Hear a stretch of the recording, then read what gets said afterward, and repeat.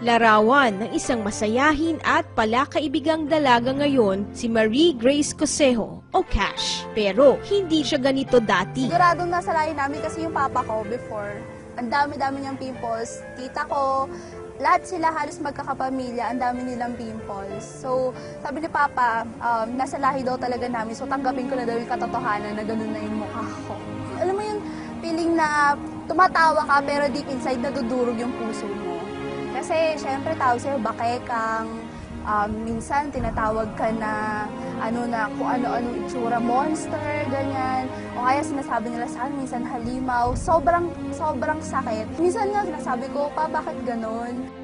Sabi sa akin ng papa ko, dumating siya, may dala siyang mga plastic. Nung tingnan ko yung product, sabi ko, glutathione soap.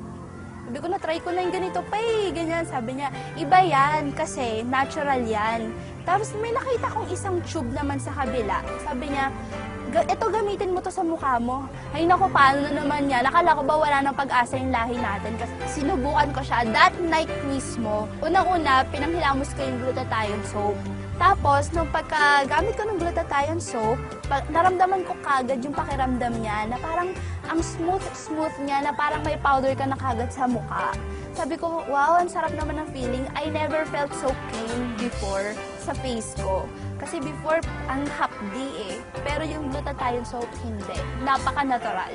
Pagkatapos nun, sabi ni Papa, ito gamitin mong isa, pangalan niya, Tanaka. Para siyang foundation. So, sabi ko, foundation to Anong gagawin ko dito? Haluan mo ng tubig, gawin mong mud pack.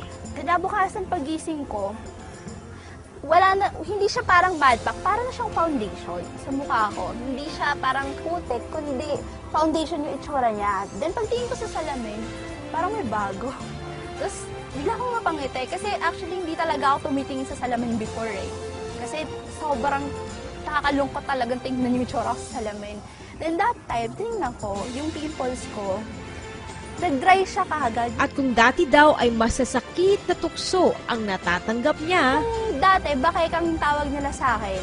Ngayon, ganda na. Yun yung pinakamasarap na pakinggan sa lahat. Mas masarap na i-share mo sa ibang tao yung kagandahan na nangyari sa'yo para maranasan din nila yung ganda ng produkto ng Uno. sa tulong ng Uno, napatunay ni Cash na true beauty comes from deep within.